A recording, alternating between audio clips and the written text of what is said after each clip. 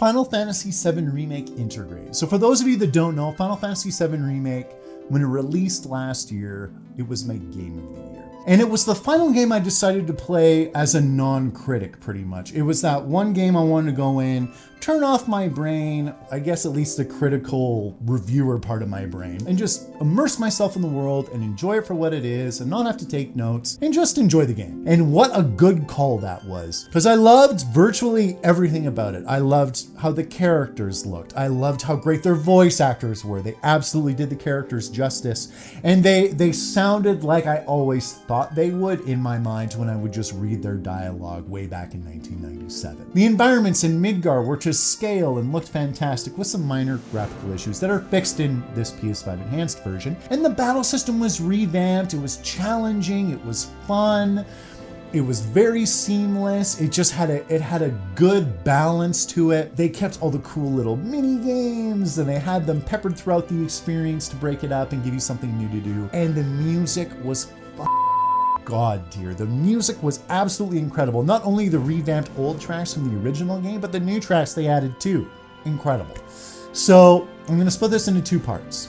First part, I'll talk about the base Final Fantasy VII Remake experience, because I never got a chance to review that the first time. Second part will be about the Yuffie DLC chapter that was added to the Final Fantasy VII Remake Intergrade experience, and this chapter takes place concurrently with the base Final Fantasy VII story, and it stars Yuffie Kisaragi.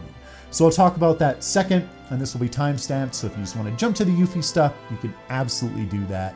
So I think that's pretty much it, so let's get to it. Graphically speaking, this game was one of the best looking games on the PlayStation 4 when it released last year, and now it's one of the best looking games on the PlayStation 5. A lot of the issues in the original base experience came down to textures, maybe lighting, and some other small things like that. Frame rate, for example. But honestly, I was so damn immersed in the story and the fun combat, I didn't even notice the graphical flaws. I only noticed them later on because people were pointing them out to me on a regular basis, so I couldn't unsee them. So I am glad to say that they are fixed for the PS5 version, and they do make the game look better. And just talking about the graphics, since I didn't get a chance to review this game the first time, everything looks great. Look at the environments, look at the damn Shinra building and how to scale it is, and the lighting and the texturing. It just looks absolutely gorgeous. Look at the character models. Look at Cloud's face, look at Tifa, Barrett, they all look absolutely incredible. Square Enix does an amazing job with their cutscenes if they want to. Look at the battle scenes. Look at how cool the limit break looks, the spell effects, just how everyone looks like a total badass in combat. The graphics are absolutely on point for Final Fantasy VII Remake. The only thing I really noticed as a graphical flaw, and I noticed this the first time I was playing the game, was the lip sync for some of the characters outside of proper cutscene, particularly some of the NPCs, because Square Enix was using new AI technology when it came to lip sync. And it's very much, you can kind of tell it's a new technology, it's not quite perfected yet, and just the mouth movement seems a little off at times. That I noticed from a graphical standpoint, but once again, that's such a minor hiccup in an otherwise flawless looking game. I said this already in the intro, music, God tier. The remastered tracks, the battle themes, for example, freaking incredible. The Sector 6 music, both the battle theme there and just the environmental music, holy shit. The voice work, holy crap, Barrett is all I gotta say. Barrett, that voice actor, he's got some powerful emotional scenes that he needs to deliver, and he frickin' nails it. And that's not even to mention Aerith and Tifa and Cloud and all the other characters in the experience. The English voice cast is top tier, and I wish Japanese RPGs would invest more in good voice acting, because there's no reason that there can't be good English voice acting in a lot of JRPGs. Final Fantasy VII Remake can do it, but they're paying for it. They're willing to pay $1 for it, so there you go. You get what you pay for usually in this life. So they did amazing work. And I'm happy to say this, there's cussing again in Final Fantasy. Cloud swearing, Barrett swearing, and that was part of the charm of the original. Characters were swearing on a regular basis in their dialogue, and I'm glad to see that back. I just loved Cloud calling people bitch or asshole as he's about to kick their ass. So, awesomely done. In terms of game design, the Final Fantasy VII Remake experience, it's very linear. But I've said this many times and I'll say it again, a game doesn't have to be open world or to have huge wide open environments to be good. And Final Fantasy VII Remake is a perfect case of why that is. Yes, it's linear. Yes, people could argue it's a glorified long hallway with some maybe twists and turns here and there. But the story's so damn good in this hallway, and the combat's so fun, and the mini games are enjoyable, you're not gonna care. You're not even gonna notice. I didn't even notice. So even though it is linear, that's okay and it works. And I hope they continue to have this style going forward. Obviously with maybe some more wide open spaces, but it doesn't need to be an open world game. And it wouldn't work for this title anyway, because the story is the focus and you almost need to be a bit more linear in order to tell a coherent, well-paced story. So before Final Fantasy VII Remake released, I remember there was a bit of a controversy about the battle system. People very much wanted the turn-based battle system to return with the ATB system, and I get that. I like turn-based RPGs just as much as the next RPG player, but I also like action RPGs, I like strategy RPGs, and I was okay with the Final Fantasy VII team trying something new with the remake.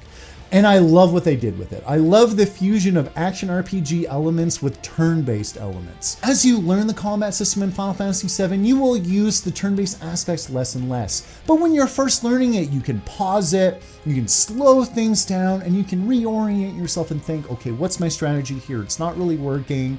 You can change characters then as well between Cloud, Tifa, Barret, Aerith, and they all play very differently and have unique abilities, and they're really fun to use.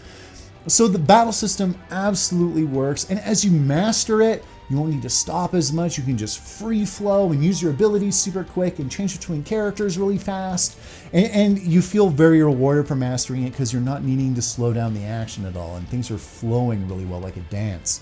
So battle system, absolutely loved it. And it's really cinematic and over the top too, and really fun to watch. And the difficulty for Final Fantasy VII Remake Intergrade was fair. The normal experience as you're learning the ropes and getting used to the system, it was good. I had challenging moments on normal difficulty the first time around, and then after playing the game again in hard mode, you really have to know your stuff that way. There were some super challenging fights, really fun, very rewarding with some great rewards. So there is replayability for this title too.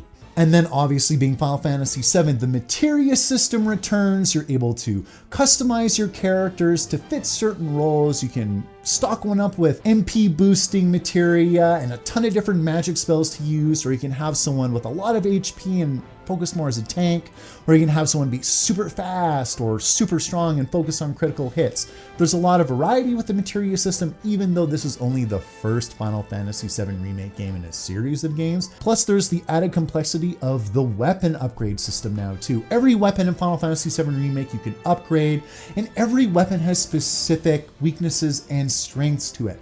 There's no clear-cut ultimate weapon. So the best weapon for you for any character, it all depends on how you build that character. So if you want Tifa to be super fast, you'll very much equip her with a weapon that has speed boosting stats to it, so you can have her have a lot of turns in succession. Or maybe for Tifa, you want to have her focus on critical hits. There's a weapon that does that too. And that's the same for every character. So that's great. So there's very much a variety to the weapons. You won't always be using the same one, depending on what your build is. So it's another layer of strategy, which I love. And aside from combat and the main story, there's a bunch of mini games too. Cloud can play darts. Tifa can do a pull-up contest. I love the simple little mini games like that strewn throughout the experience. And it's a good way to break it up. And usually I get a lot of laughs doing that kind of simple stuff. I just love seeing these badass, strong characters that I really care about just do things that any old Joe could do. I don't know if I could do goddamn 50 pull-ups in a row, but you get the point. And of course, like any RPG, there are side quests as well, and they are okay in Final Fantasy VII. You do get a little bit of story and a little bit of world building and stuff like that, but they're pretty standard fare. Kill X amount of enemies, or go talk to the NPCs on the other side of town, or deliver this item for me. Stuff like that. So they weren't really special. They just kind of like were a bit of filler. It's honestly all about the main quest. And doing everything combines, like all the mini games, side quests, and the main story. I'd say it's probably about a 40-hour experience, and that's for the base Final Fantasy VII experience from the original game. What did we do? Maybe 10-15% of the actual overall story. So there's a lot more Final Fantasy VII to come. And even though this is only the first part, if you're holding off on playing it just because it's the first part, I think you should get into it now. It's an absolutely great time. And there's a lot of surprises to be in store. And I think there's going to be a lot of excitement going forward, wondering what's going to be happening with the series as time goes on. In my opinion, Final Fantasy VII Remake, the best part of it is the story and the characters. And for those of you that don't know, you are playing Cloud Strife, a mercenary who starts working for Avalanche, an eco-terrorist organization. And you're fighting the evil Shinra Corporation, which is extracting Mako from the planet. And this is essentially the planet's lifeblood. And they're using it for fuel to power cars and electricity and all of that stuff. And that's where the game starts. And the story itself is full of twists and turns, and you're always guessing, and you're wondering at the greater mystery of the world. And the world building in this game is awesome. It's better than the original. The world building in Final Fantasy VII Remake is better than the original game. Absolutely. At least the part of the original game it covers. And I can't wait to see what happens next. I love good world building, and I'm excited to see what else they add to the Final Fantasy VII experience. So if you are looking for an RPG with a good story and great characters, look no further. This is the one for you. But no story's perfect, and in Final Fantasy VII Remake, there are some pacing issues, there are some chapters that get a bit slower than others, but that's the exception and not the norm. Generally, when the story's on, it's on for several chapters in a row before it hits a bit of a slow point. And if they can keep this momentum going throughout all the other additional games that come forward, I'm fully on board. And this isn't a game just for old fans of Final Fantasy VII. Yes, us old-time fans get maybe a little bit more out of it, but if you're a new fan too, I think this is a great game to start with. They really ease you into what's going on, and they're assuming that a lot of you haven't played the game before. There's just a lot of things that go on sometimes where as an old fan, you're like, oh, that's not the same way it was before. But that's all explained later as the game goes on. Suffice it to say, the base Final Fantasy VII Remake experience, if I already hadn't consciously made the decision not to include it in my top games of 2021, it'd be on the list. It'd be damn near the top. It'll probably still be on it as an honorable mention, but holy crap, it was still an amazing experience playing it for the third damn time.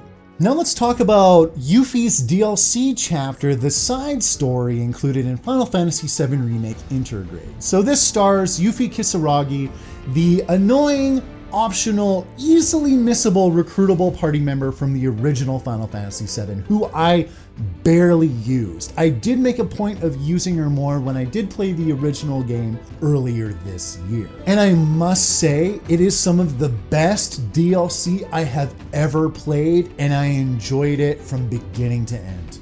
The Yuffie DLC chapter, it looks just as good as the rest of the Final Fantasy VII Remake experience. And it uses a lot of the same environments and character models, so that makes sense. But Yuffie's character model in particular looks awesome. She looks like a total badass. She looks like a badass in combat too. And Sonnen, her partner character that you can use in combat, he looks pretty damn cool too.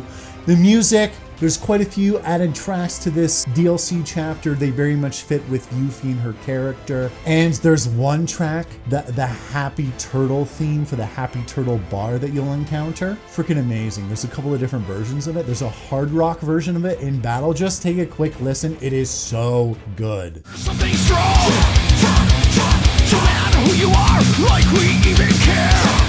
Want to know, to conceal the Track is so good, and the voice work, just like the original game. Yuffie's voice actress does an amazing job, and so does every other new character that they added to this episode.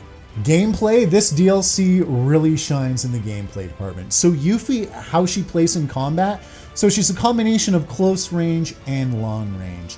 And this is the funny thing with this DLC episode when it comes to combat. Aerial combat in the base Final Fantasy VII experience was a bit janky. You didn't fight in the air a whole ton, but when you did, it was a little off-putting. I probably did notice it was a bit awkward, but we just did it so infrequently, it just quickly left my mind. In the DLC chapter, they must have taken those complaints to heart from the people that really did notice it, because if you're not in the air constantly with Yuffie and Sonnen, you're not doing combat right. Yuffie is the queen of the sky. Her aerial combat combined with the new synergy system where her and Sonnen, essentially if you activate synergy, they attack in unison and have special, really powerful attacks as well in that state. Aerial combat combined with synergy, once you master that, you are stomping enemies, and it's the way to deal high amounts of damage. And I almost would say the synergy system could even be overpowered, because there is a drawback to the synergy system. Sonnen, he doesn't get his turns as quickly. Yes, he can still attack, but you can't give him commands. It almost doesn't matter, because if you use the synergy system right, you'll just stay in it for the entire battle pretty much. And him and Yuffie will just be kicking ass in unison. In the air, usually you can just deal a ton of damage and avoid a lot of attacks that way. And Yuffie is going to be an incredibly viable party member going forward, especially since she can deal elemental damage at will without having to equip elemental materia. She is going to be a force to be reckoned with. And I'm very curious to see how they use the synergy system going forward with a much larger party of characters, with Cloud, Tifa, Barret, and all those other characters, how they're going to do it and how they're going to balance it. But more than anything, it was a ton of fun. And speaking of fun, awesome addition to the minigames, Fort Condor. Fort Condor was a very slow, janky minigame in the original Final Fantasy VII experience, but they reimagined it as a board game for the Yuffie DLC, and I loved it. It's simple. It's a rock, paper, scissors mechanic where attack beats range, range beats defense, and defense beats attack. And you have varying units with varying strengths. Some can fly, some can attack at distance, some have a lot of health, some can't move, but they have a lot of attack because of that to compensate. And there was some strategy involved, and it was super easy to pick up and just a lot of fun. And I love the chibi art style that they use within Fort Condor. The units you use are enemy units you fight in the game, and they're all kind of chibi sized, and they're kind of given this polygon art style in combat. And I just love this. As an old time Final Fantasy VII fan, I'm just so nostalgic for these polygons that I love. So for Condor, I hope we see it more going forward. Loved every second of it. Beat the Grandmaster, beat it on hard mode, great addition. And Yuffie had a timed box killing minigame too. Everything in the DLC chapter, I 100%ed. I 100%ed everything. Did everything on hard mode, did everything on normal mode, did all the mini games, beat everybody, beat every monster. Thoroughly enjoyed it. And the story was a big part of it too. I love seeing Yuffie and how she tied into the whole Final Fantasy VII mythos, because this chapter is something completely new. It wasn't in the base Final Fantasy VII experience, and they tied it in so well. Yuffie's now part of the main story. She's not an optional recruitable character anymore. And I just love how they built the world of Final Fantasy VII even more, and there was more world building involved. And it was great because Yuffie in the original game is just a materia hunter, and she steals your materia, and you end up recruiting her, and that's it. Whereas this, she's a spy for Wutai, an enemy country, and she is able to integrate herself into the story in a seamless, believable way. So awesome. So for both the base game and the DLC, they share a lot of the same positives and negatives. So they both look great. Character models look great. Environments look great, particularly with the improved frame rate and the improved textures and lighting and fog effects. The combat is fun. Every character plays very unique. There's levels of strategy involved. I really like the action RPG mechanics mixed in with the turn-based mechanics. I think it's a great fusion. The voice work for all the characters is really well done. The soundtrack is great for both the DLC and the base game. The DLC had some really good additions to the soundtrack. And plus we had a lot of fun mini games too, with my favorite being in the DLC chapter. I loved Fort Condor. It was super easy to pick up, but there was a layer of strategy involved, and I got to play through it twice, once on normal mode and once on hard mode. And the issues by and large were the same when it came to the DLC and the base game. The DLC fixed things such as aerial combat. Oh my god, the aerial combat was so much better in the DLC, but the lip sync was still a little bit off for some of the characters with that AI technology. And there were some pacing issues in both as well.